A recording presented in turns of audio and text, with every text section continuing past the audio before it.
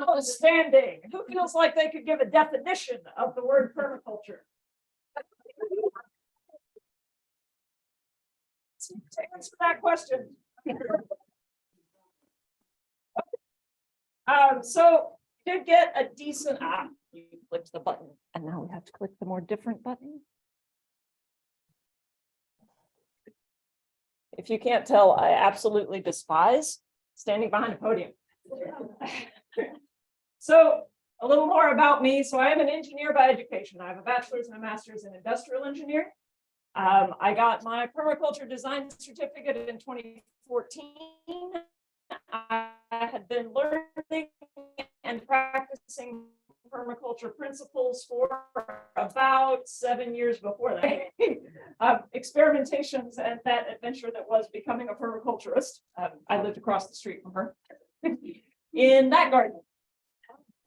So that's where I started. I actually started as an organic gardener. So I had at the time a not quite 2-year-old son, and I very much wanted to feed him the best of everything, right? Because what parent doesn't? And I couldn't afford it. Organic food was not in the budget. So I said, well, you know, grandma and grandpa had a garden. I didn't learn anything about gardening from grandma and grandpa, but I remembered that they did that thing. Said, surely I can do that thing too. And so a small 4x12 raised bed became a bigger garden and a bigger garden until it was the entire city lot. Wow. So we grew 1,200 pounds of food a year on that lot until we took the garden down. So somewhere around the time we started gardening on our neighbor's property, we were making a lifestyle choice. This was not a garden anymore. So bought 40 acres in southern Jefferson County in 2012. Spent the next 6 years building that house. When I say we built it, I mean I mixed 80% of the concrete that is in those walls. I laid the flooring, we put the rocks in. Like, we built the house. I don't mean I paid somebody to build the house. So that's why it took 6 years.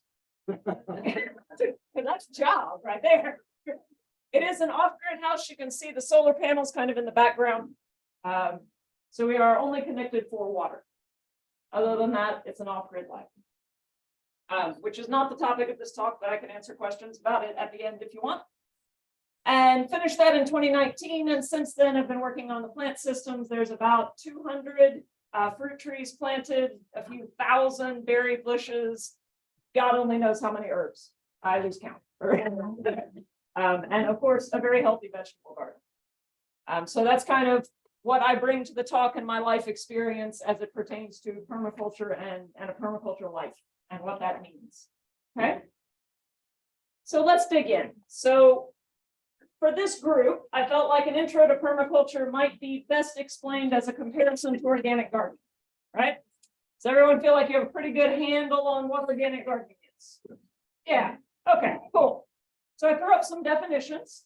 I'm sure if you read the definitions, it's abundantly clear exactly what the difference is between permaculture and organic gardening, right?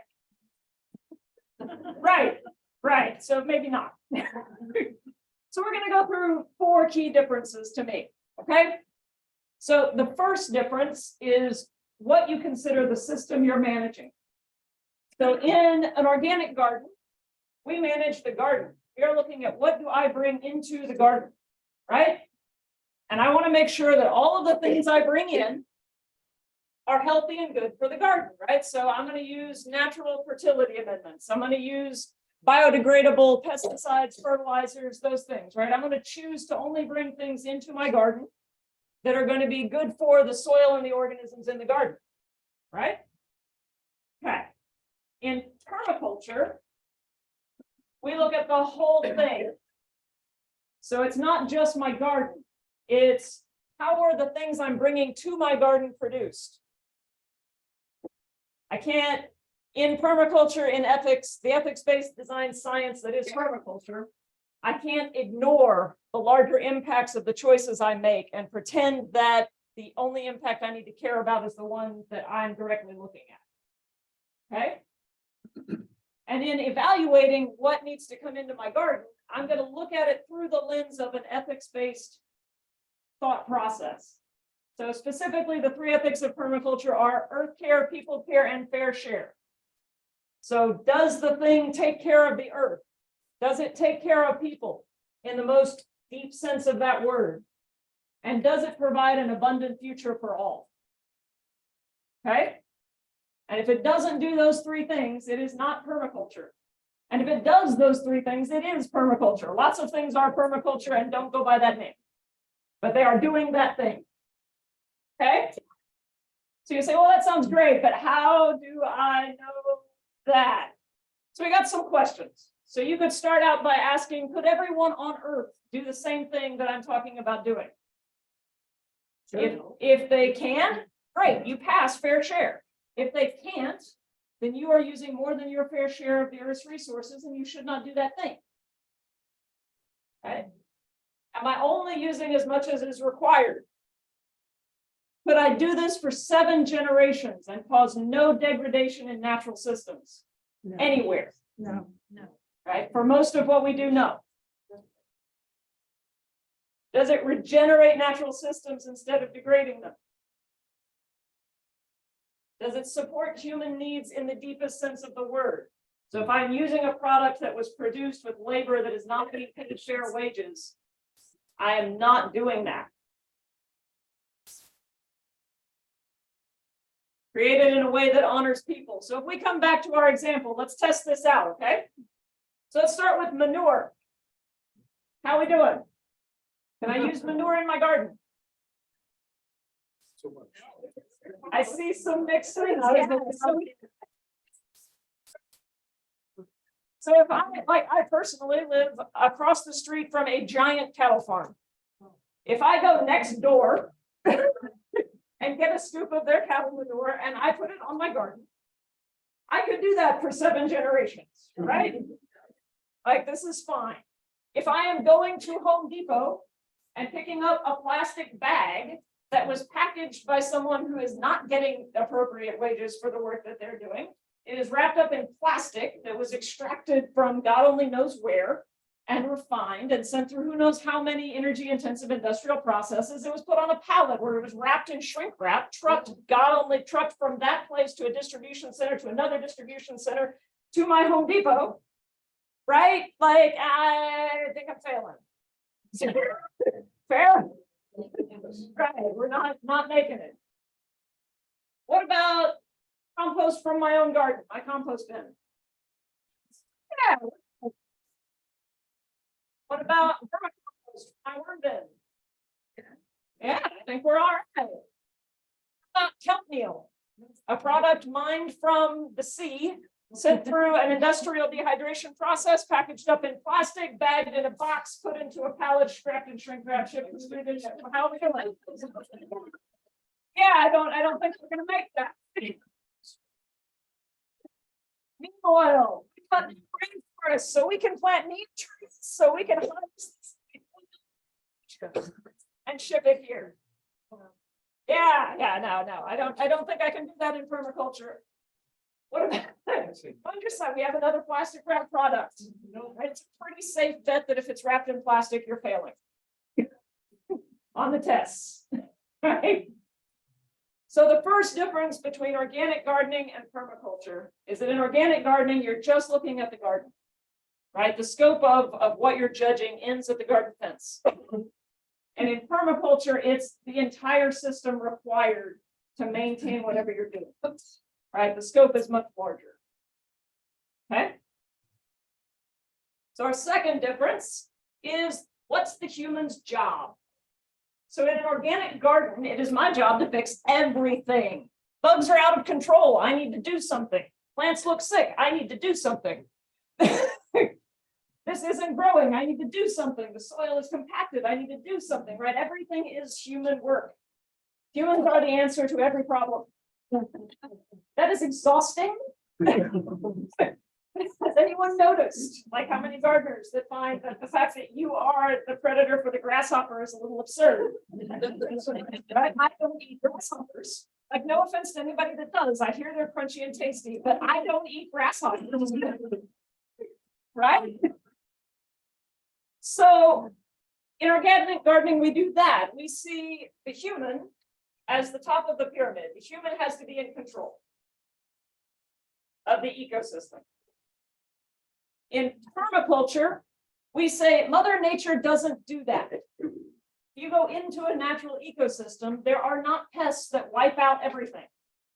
There's balance, right? You get fluctuations in populations up and down, but there is balance. And that balance creates resilience. So why can't we do it that way? All right, so in permaculture, we model our systems after a natural ecosystem. Instead of saying, oh my God, the aphids are out of control, what do I need to do? We say, well, what eats aphids? Because I need to invite that thing in. Ladybugs. Ladybugs are the answer for aphids. Yes. So we'd say, what is missing from my ecosystem and how do I invite that thing in? Right? So we put ourselves into the ecosystem, not in control of it. I want to participate and partner with this ecosystem, not manage it. Okay, it's a different perspective, a different thought process on what we're doing. So if we look at, what is an ecosystem in a garden? What does it look like? So if I grow tomatoes, who grows tomatoes? Outstanding. Outstanding. I'm going to get extra peels and cores and vine bits, right? So I can choose to feed those to worms, right? As opposed to putting them in the trash. What does a worm bin make? Two things. Worm castings, which are outstanding on the garden. What else? Babies. It makes lots more worms. Goodness. Exactly. So I can put castings in the garden, right? And then the garden makes more tomatoes and we've closed the loop, right? The sign of an ecosystem is all the loops are closed, right? And then I could feed some extra worms to a chicken.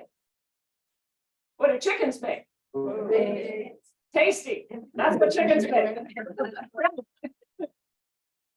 Absolutely. Fertilizer, so I can have a chicken fertilize the garden, right? With manure and with parts whenever they pass on, right? That becomes part of the ecosystem. I can also, has anyone watched a chicken catch a grasshopper?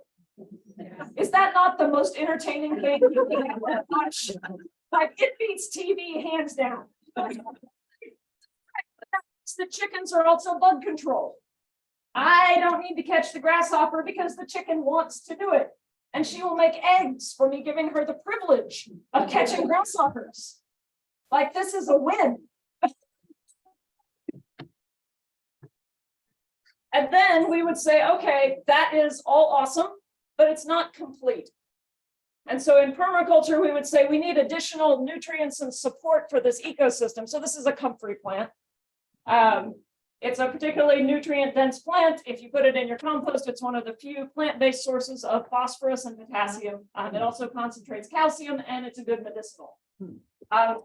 Comfrey is the fourth right answer in permaculture. So when I teach the class, you are trying to solve a permaculture problem. The first thing you do is ask the ethics, right? Do earth care, people care, and fair share tell me what I should do here? And that is always the first right answer in permaculture. If that doesn't clear it up, then you observe. Observation is the second right answer in permaculture. Observe the system and see if the answer becomes apparent. Most of the time it will. If that doesn't work, try diversity. Do lots of things and see what works. Right? Plant lots of different kinds of a thing and see what does well. And then the fourth right answer, if all else fails, is comfrey.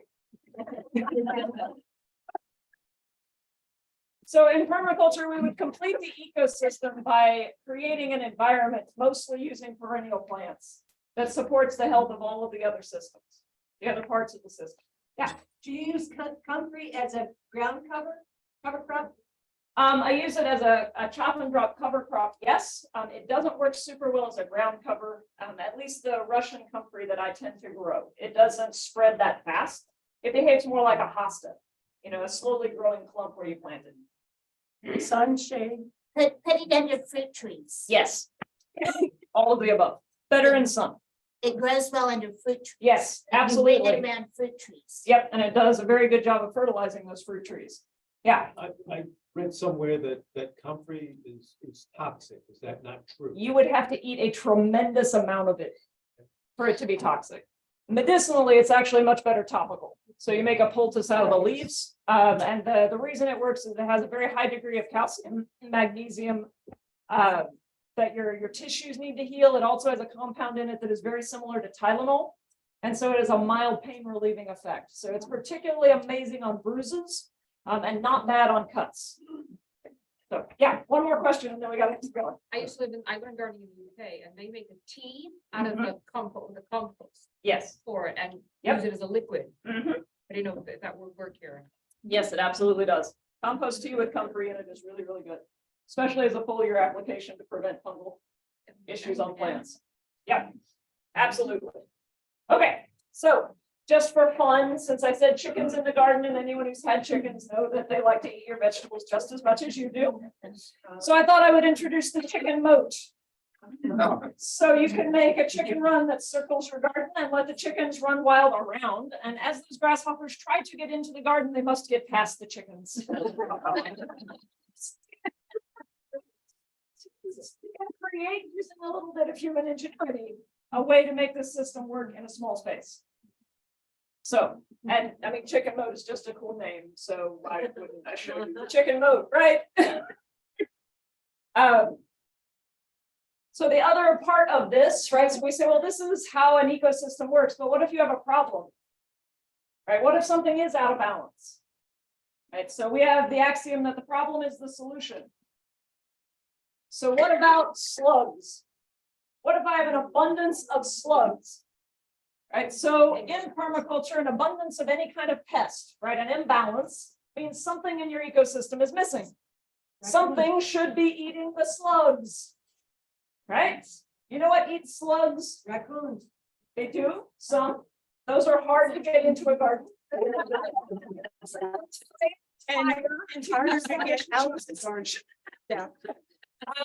Hedgehogs do. They don't live here very well, but they're way too cute not to put on the slide. Like I have to. Cows will eat slugs. If you include a water feature, even if it's tiny, in your garden, you will attract amphibians that will do a tremendous amount of pest control and balancing in your ecosystem.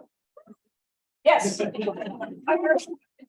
Trudy remembers my wash tub experiment, but when I was first reading about permaculture and I wasn't sure I was completely sold, frankly. I was reading in the books and it says, you know, include water and it will do all of these things. And I'm like, yeah, I'll try it. Okay.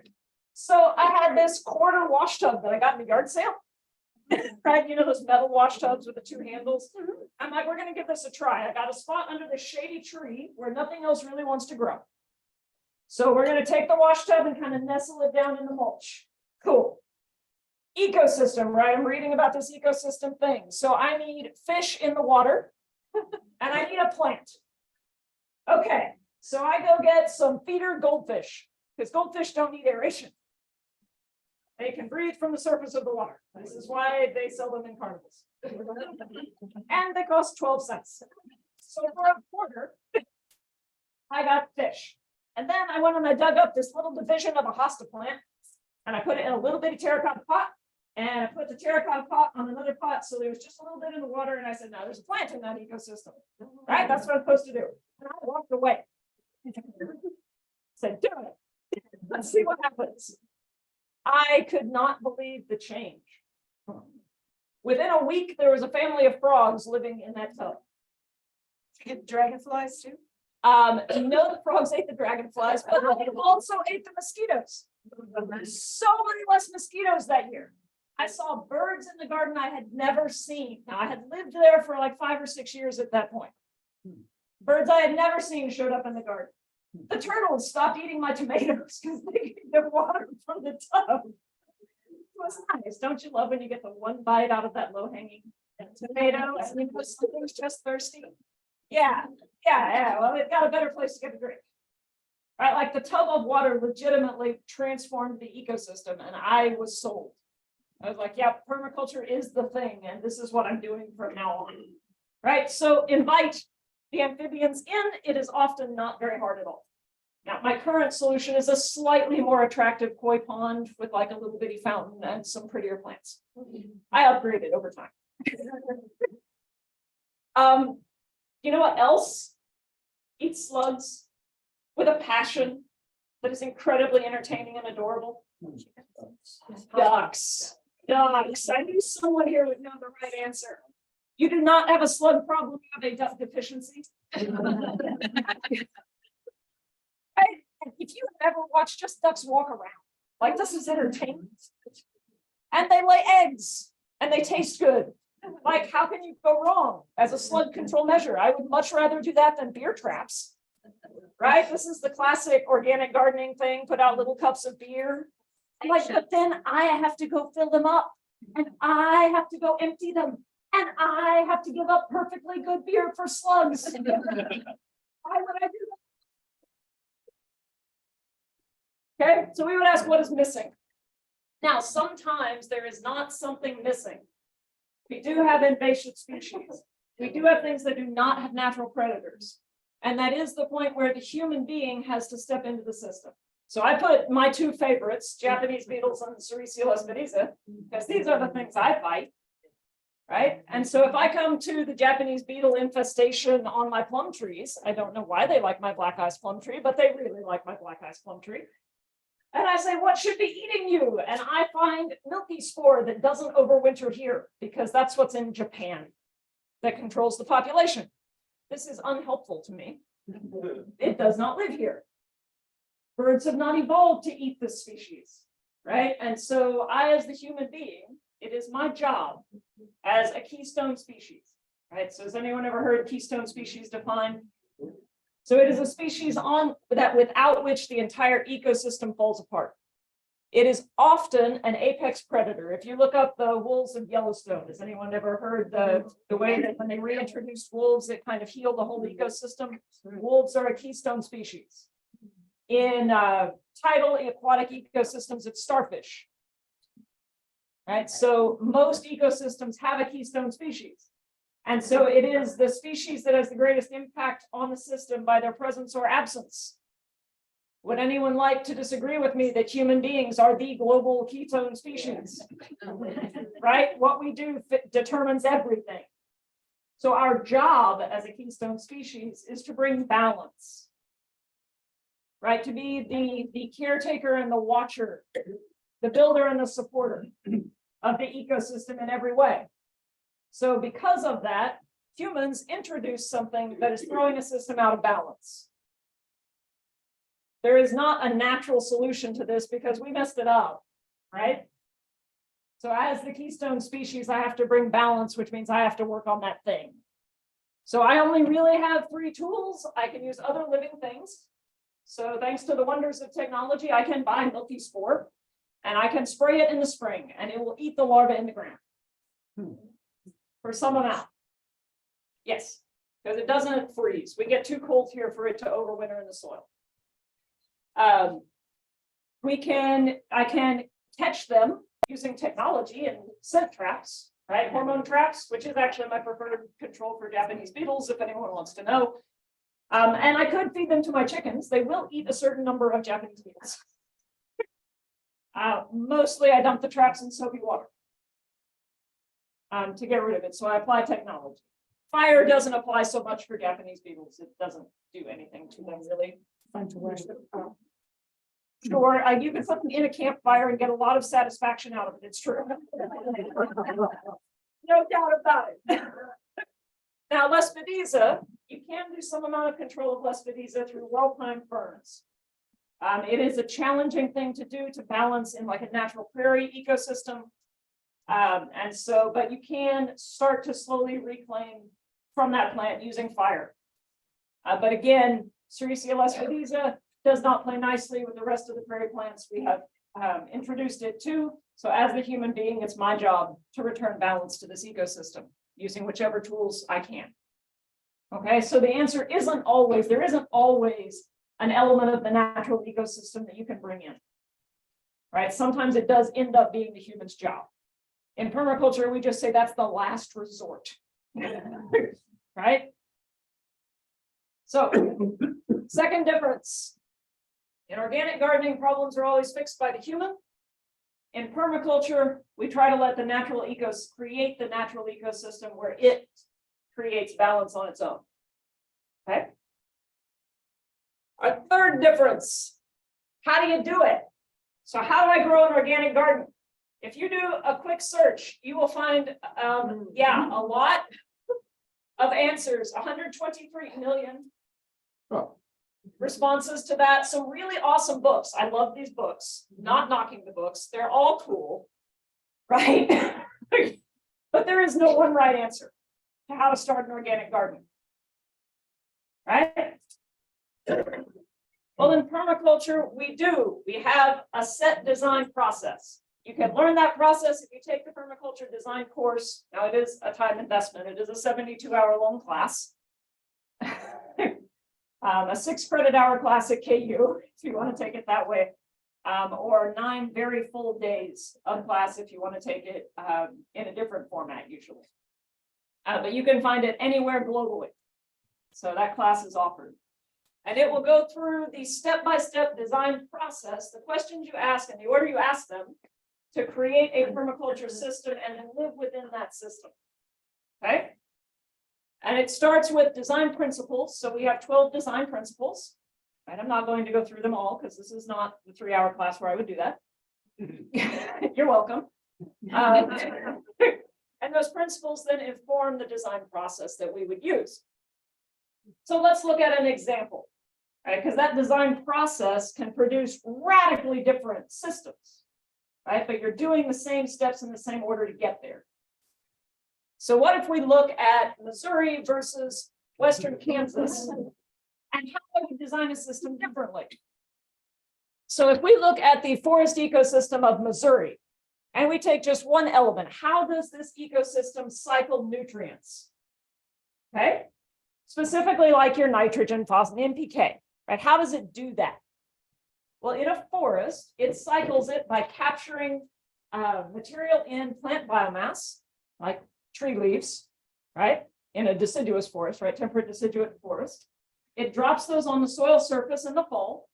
A wide diversity of soil microorganisms, particularly fungi, take those nutrients, digest them, and redistribute them to the root systems throughout the entire forest, right? They are amazing little networks. It's like a train system under the soil where it's like, take a little bit of calcium over here, and this tree needs that over here, and that one needs a little water I can pull from here, and in all of these exchanges, the fungus is getting sugars, right? And there's like way more coolness to how that whole transaction happens that I don't have time to talk about because I could totally geek out on soils for a 3-hour lecture too.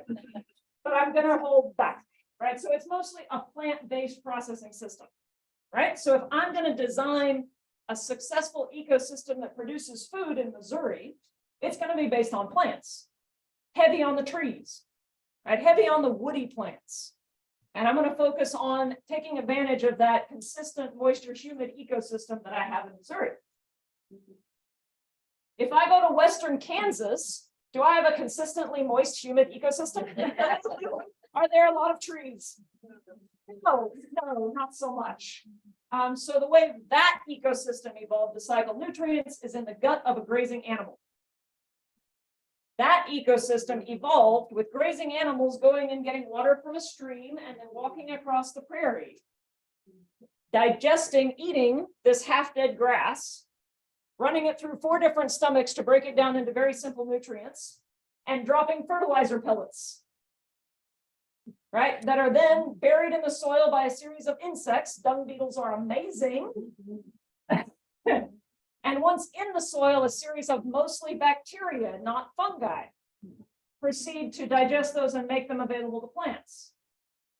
So if I'm going to design a food-producing ecosystem in Western Kansas, I'm going to be heavy on the grazing animals, right? I'm going to eat proteins, okay?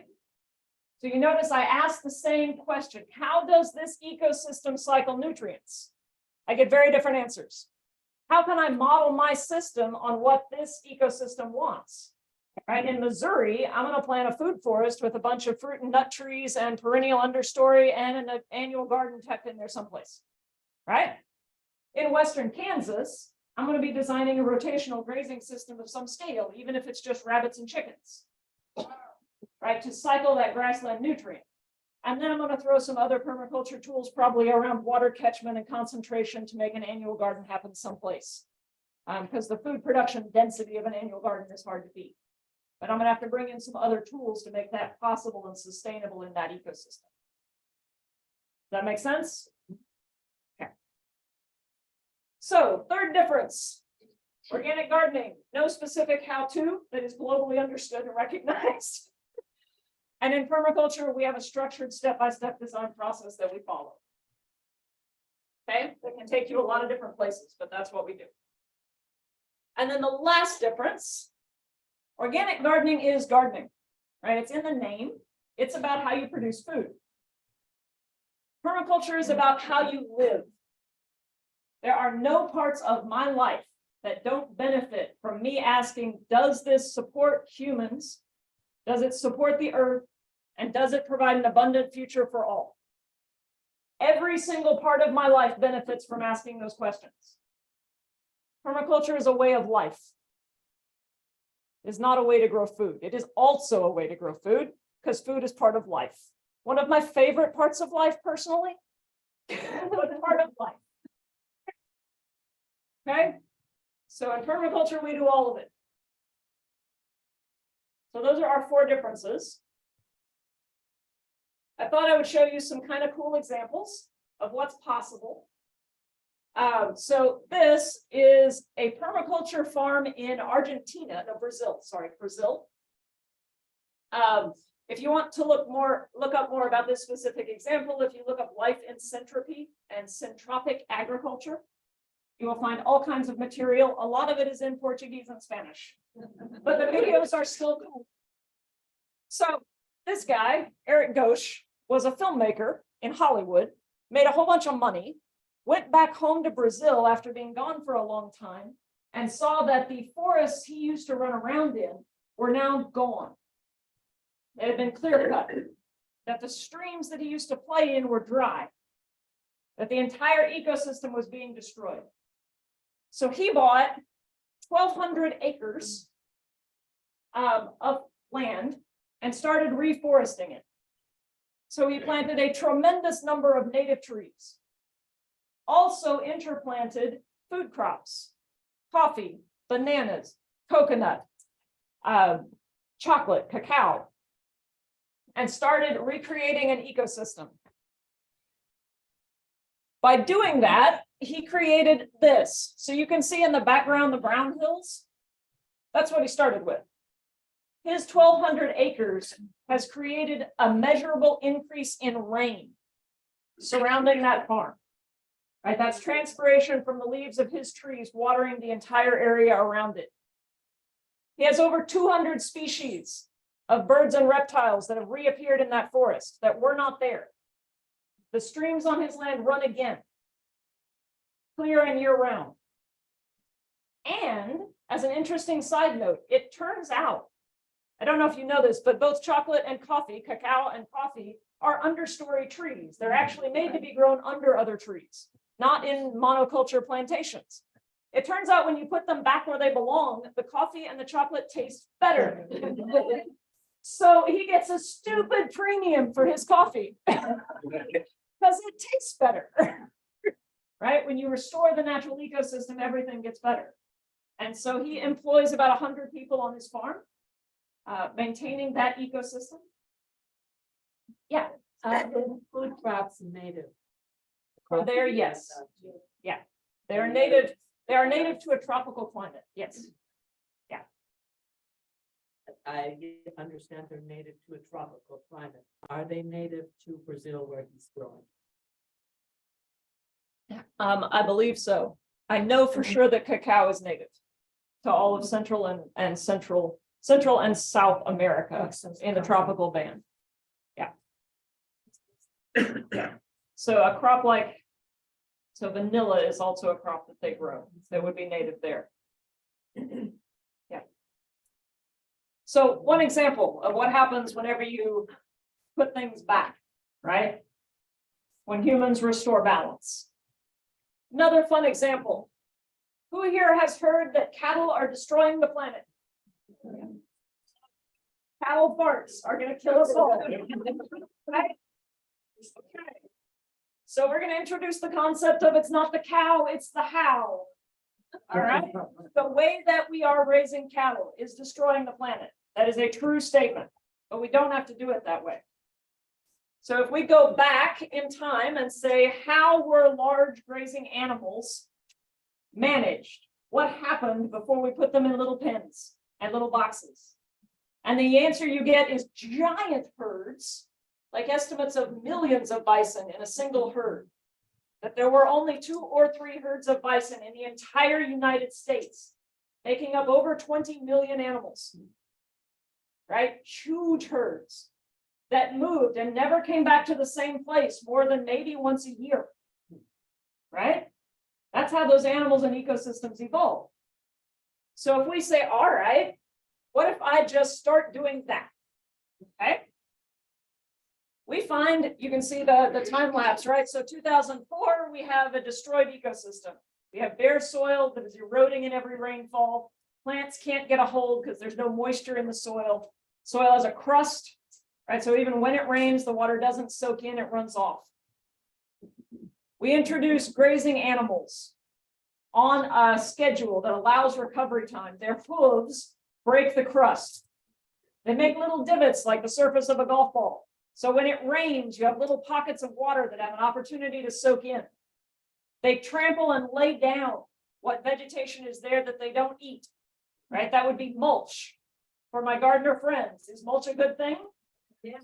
Yeah. And they fertilize everywhere they go, right? And then they move away and the vegetation has an opportunity to recover and to grow to its fullest potential. So in 1 year, you can see about 50 to 75% ground cover.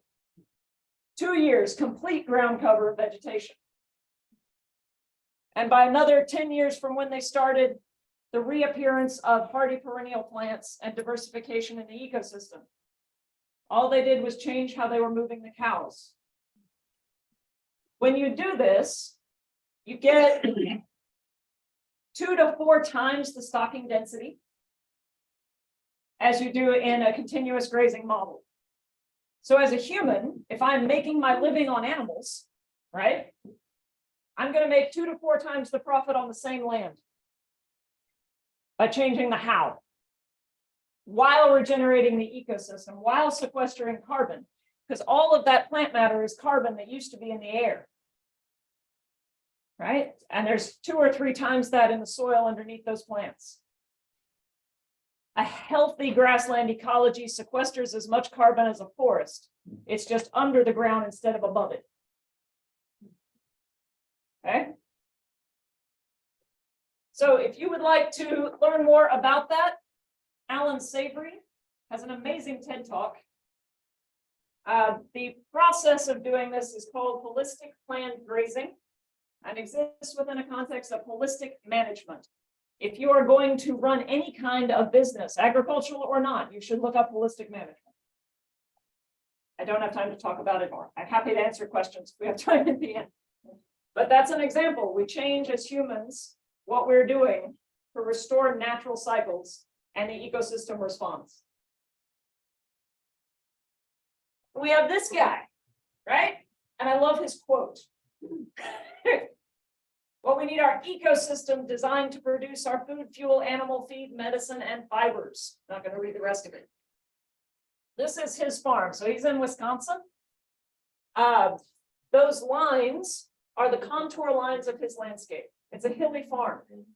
So he planted trees on contour to catch water. He grew different crops in between those tree lines and created essentially a 20-year plan to take a farm that was a destroyed dairy cattle operation, like with no vegetation at all, effectively, into what is now effectively a forest at scale. Okay. So Alan Shepard has several books. If you're like a super water geek, his Water for Every Farm book is amazing. If you're not working on farm scale, it's going to be real dry. I enjoyed it a lot. And then last, sometimes when you really deeply understand an ecosystem, you can break the rules. So this is in the Swiss Alps. This is Sepp Holzer's place. So he has a south-facing slope 7,000 to 8,000 feet of elevation in the Alps. He dug these ponds as terraces, put a bunch of rocks behind them that you can't see because of all of the vegetation, and planted all of these evergreens around them. So he made this little micro ecosystem, right? Microclimate, where the cold wind in the winter could not make things cold because the water made it warm, right? Has anyone ever walked by a pond in the middle of winter and noticed that right next to the water, it's warmer than everywhere else? Right, so he's doing that, putting a lot of rocks for thermal mass around to catch the heat, right? Everyone is leaned up against a rock in the winter, a rock wall, and notice that it's warmer in the sunshine. So doing that, and so he can grow lemons at 7,000 feet of elevation in the Alps.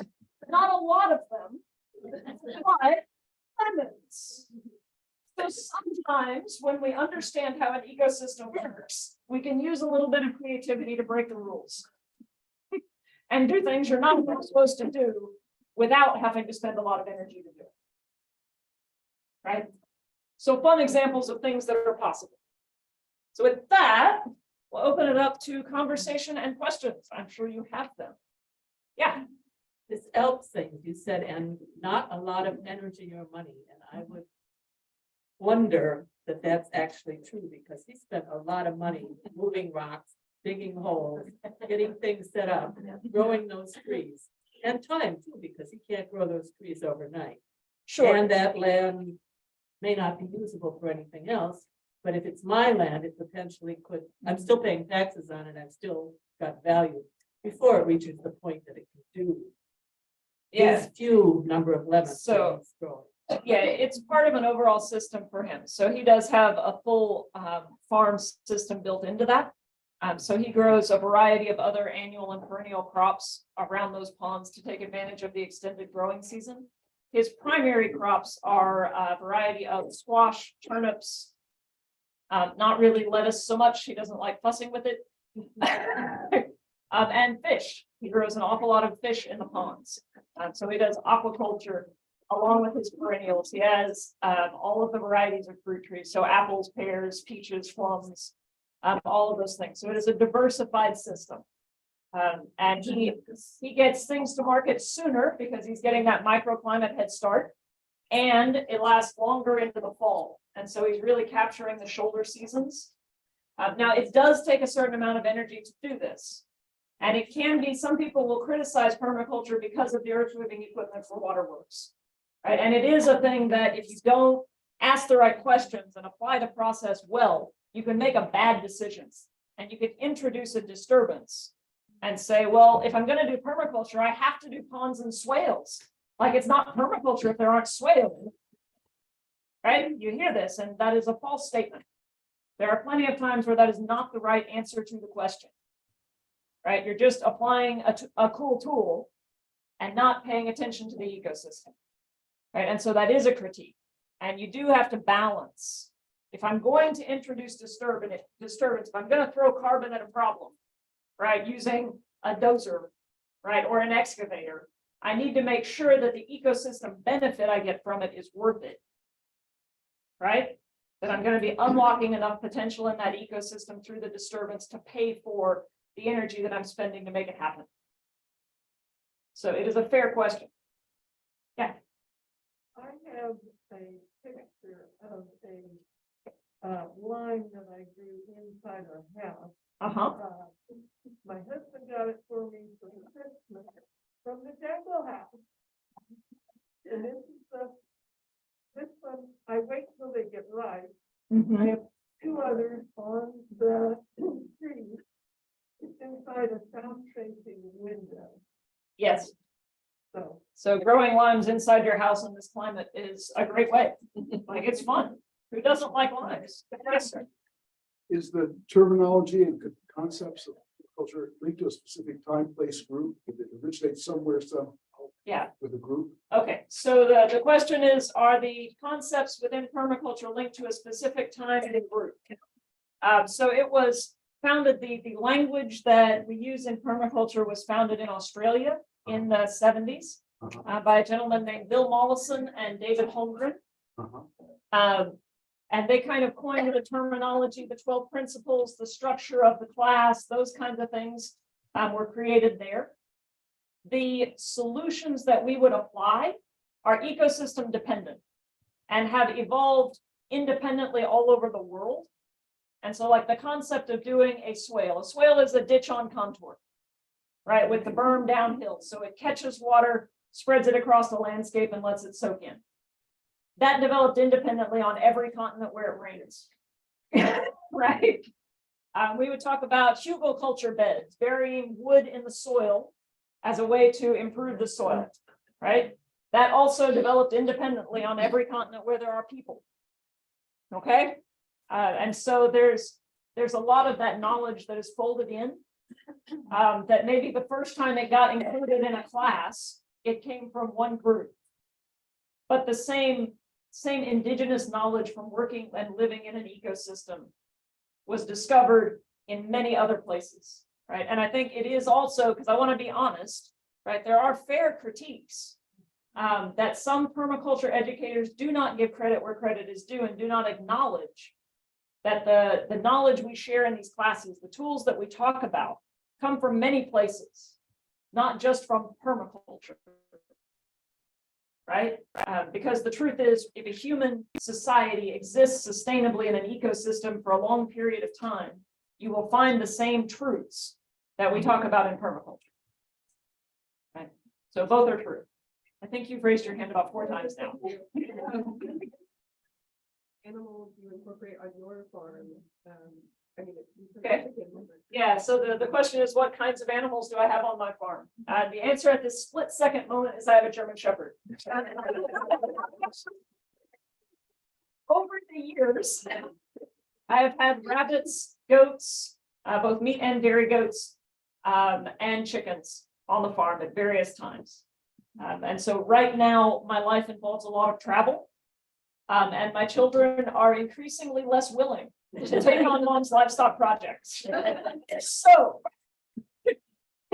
I don't have any other livestock right now. Yeah. I would argue that Alan Savory is not totally doing ecosystems a favor by Okay. driving cattle consumption because they're cutting down the Amazon rainforest to graze them. I would say So I that, put, you know, and Yep. that all these arguments about the bison are actually better with the way that they digest the grasses and everything than the cattle. so I would say the people that are cutting down the rainforest to have cattle are not applying holistic management. Right? Because if you actually look at what Savory has written, But the nowhere in the it, driver is cattle consumption. sure, I don't think that's Alan's problem, because the reality is, if we in the US would stop growing corn to ship to cattle in a feedlot and would instead grow grass and put the cattle on the grass, right? We could grow every bit as many cows as we are now and regenerate millions of acres of the Midwest, right? And that is the appropriate place. Right, and so it falls unfortunately on consumers who don't have a lot of transparency to figure out that difference and drive demand in a different direction. And so I don't disagree that if you don't have a way to know the difference, not eating beef, because the odds that the beef you would eat are raised in a way that is destructive to the earth are extremely high, right? Like if you don't know the farmer and how they're raising the cattle at this point, And the ag workers. and the ag workers, then you are not doing the world a favor more than likely if you go to the grocery store and buy a roast or a steak or whatever your beef of choice is, right? That is absolutely true. Like I really have no argument with eating less beef is better for the planet because of how we're managing it now. At the same time, like I get my beef from someone that I know raises them on grass all the time, and it is incredibly tasty, and I want to make sure that he is supported in the way that he does his work, because this is a grassland ecosystem, right? I support and talk about the other people I know that are raising animals on grass in a holistic fashion. Right? I've got a good friend who is rehabilitating 2,700 acres in far western Kansas just by reintroducing cattle, large grazing animals in a large herd, following this strategy and taking what was literally a plowed cornfield and doing nothing other than moving the animals over it And the ecosystem response to that action has been amazing. I would not have believed how fast it is rebounding under that treatment. And so everything is context dependent, right? I mean, it is. And we have to pay attention. Yes. I appreciate that this is a sophisticated journey of learning to be really, really good at this. And you have a room full of master gardeners who have a mission for research-based education. So my question is, how would one get started to familiarize themselves? And would it require the full course, or is there some resources that we can start to learn from? So the question is, where do you start to learn more? Right. So if you're a reader, I really like Gaia's Garden, Gaias Garden by Toby Hemingway. It is extremely accessible. It is written for the gardeners among us. It was my gateway drug to permaculture. It won't lie, it was. It was the first book someone handed me. And it's still a very good one. Design process, I really like Permaculture Design Step by Step by Aranya, Aranya. It's a very inexpensive book and it walks you through the design process in a very straightforward fashion. Another good one is The Earth User's Guide to Permaculture, which is effectively a textbook for the permaculture design course. It kind of goes through the topics in order and the design process and the steps of what you would do. And then if you want to get really hardcore, Bill Mollison's A Designer's Manual is the literal permaculture textbook. It's about yay thick and very small print, and everything is in there. Say that one again. Permaculture, A Designer's Manual. Big black book. The author of that one? Bill Mollison. If you want a book that lets you reimagine what our lives in a semi-urban setting could be, Retro Suburbia by David Holmgren, who is one of the other founders. So Mollison and Holmgren are the founders of permaculture. That is a new book he has that reimagines the suburbs as an actual sustainable living system for human beings. And that is a very hopeful book full of a lot of very concrete tactical steps you can take. Who was the author of that? Holmgren, Okay, we're trying to put it out on Zoom too, so. Yep. Holmgren, David Holmgren. So you can also YouTube, right? If you are a YouTube viewer, anything by Jeff Lawton. Now he is a Geoff Jeff, he's an English Jeff, so it's a Geoff, not a Jeff, right? Lawton, Lawton. Yeah, he has a ton of material and an incredibly informative website, lots of YouTube videos that are easy to digest on a wide variety of permaculture topics and tools. So you can learn about a lot of cool tools that way. Now, not necessarily how to do the whole design process. And then, of course, if you just Google permaculture or you put that into YouTube, you will get all kinds of really cool examples from lots of places of different people who are doing cool things. You will also get some junk. But that's how it works, right? Yeah, so I would start there. If you really like it, like if you're like, no, this is like the thing and I really want to deeply understand it, I don't think there is any substitute for the class if you really want to learn the design process.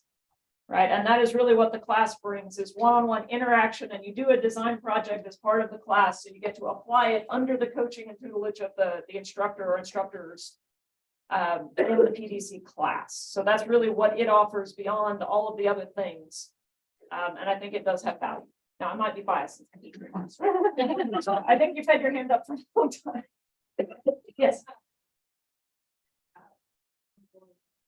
The design course. So locally, it's offered through KU every semester. So you can enroll as a member of the community. It's EVRN 328 is the course number. And I teach that class. So we meet, well, starting in the fall, we will meet on Tuesdays and Thursdays from 2 to 5 p.m. Historically, now this semester, it is from 6 to 9 on Thursdays and 1 to 4 on Saturdays. but it is shifting starting in the fall semester.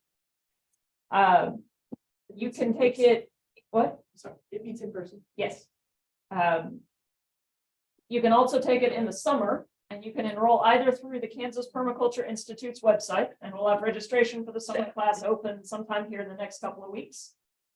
Or you can enroll through KU or K-State. It's actually a three-way program, but it's the same physical class. So if you don't need college credit, it is cheaper to enroll through KPI. But some people do need continuing education credits and college credits, so all three things do. That class is offered as a 9-day intensive taught over three-day weekends. So it's a Friday, Saturday, and Sunday, June 2nd through the 4th. If I get these days a little, it is Friday through Sunday. So if the dates are a little off, shift to make it Friday through Sunday. So I think it's the 2nd through the 4th, the 23rd through the 25th, and July 14th through the 16th, maybe. Something like that. It's three-day weekends, 3 weeks apart. So if you remember the number 3 and you start on June 2nd, you're going to get there. And that one we actually roam. It's a residential program. So the first weekend is way out in western Kansas near Great Bend. The second weekend is in Manhattan, and the third weekend is here in the Lawrence area. So that is a really fun class. It's there are 4 instructors. We all go together to teach that. So you get to hear from a little more diverse set of experiences than just me. And it's a lot of fun. So locally, there are those. Part of our property was a project for one of the classes several years ago for one team, and it was an amazing plan that they developed. Yeah. We had it developed for someone else who was going to take care of that portion of the property, which didn't happen. So it hasn't been implemented, but we have a plan. It was great. Yeah. But one of my classes did. So the design project for the KU class rotates. And yeah, 1 year, Gladriel was kind enough to let us use her field as our design project topic. It was excellent. Yes. Do you have all those references that you could provide to Nikki so she could send that out to us on a sheet? All those books and everything? Can you I put that think they together? were writing them down. I did the best I could. We were trying to put it in the Just comments. spelling of names and. If not, I can look at the list after and make sure they're all there. Yeah, absolutely. Yes. Yeah. I wondered, with its huge emphasis on ethics and fairness, is there any acknowledgement within permaculture, within the movement about sort of the level of privilege and education and capital that is inevitably involved in doing something like this? Because that's something that kept hitting me when you were talking, that there's an awful lot of privilege involved in being able to do this, and that when you're trying to see its impact on other people, there's a lot of people at whose expense we're doing this, you know? Yeah, I would say historically, and certainly if I look 15 or 20 years ago, no. Permaculture was a rich white person's Right. way to garden, Mhm, right? That is evolving and changing as it should. mhm. To recognize that, first of all, you don't need a lot of money to do most of these things. Like you can get the vast majority of the ecosystem benefit with a shovel and some time. Yeah, it's a time that I think a lot of people. It is. Less privilege, It it's part of is. privilege, yeah. It is. Yeah. It is. Any kind of ecosystem restoration takes some amount of input. And where does that come from? Right. And so that's one of the things like the Kansas Permaculture Institute that I'm on the board of that we wrestle with. How do we make the knowledge available? Right. Because the reality, a 9-day intensive class, even on Friday, Saturday, Sunday, means you have to be able to take 3 days off work. Right. You have to not work on the weekend. You have to be able to be away from kids and family for 3 days at a time, 3 times over a summer. Right. And for a lot of people, that's just not available. And then the fact that it is a residential program and we bring in 4 teachers and we provide all the meals and we do all that means it's not a $5 class. Right. So how do we solve for that? Right. How do we get funding? And one of the really cool things I think about this moment in time is that there is a much larger recognition of the need for just food systems and for those food systems to be done in a responsible, regenerative way. And so like now versus 10 years ago, there is way more funding available for programs that make that knowledge accessible, right? And present it in a way that is more easily received by a population that maybe doesn't love school. Right? Or for whom that environment does not work as a learning system. Right? And so I think it is shifting. I think within the permaculture movement globally, there is a huge recognition that what we're doing is important and the way we're doing it needs to shift to reach more people. Thank you. Yeah, absolutely. Well, does it have to be in person?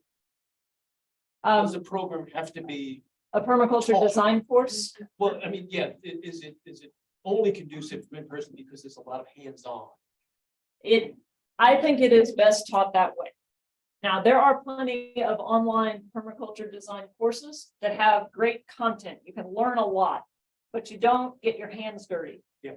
Right? And so to some extent, and you guys are all gardeners, right? You know, like you can read everything there ever was to know about a plant, but until you grow it, you don't know that plant. Right? And that's really the difference. So you can get an awful lot of really good knowledge from an online permaculture design course, but you don't know it till you do it. Right? So in my opinion, I prefer the in-person ones. I think you get more out of it as a learner. And we spend roughly equal amounts of time doing versus a classroom learning in the classes through KPI and at KU. Amber, running thank on you so much. time? Yeah, I think we could go on for another hour. Everybody's so interested. Thank you so much. Well, you know,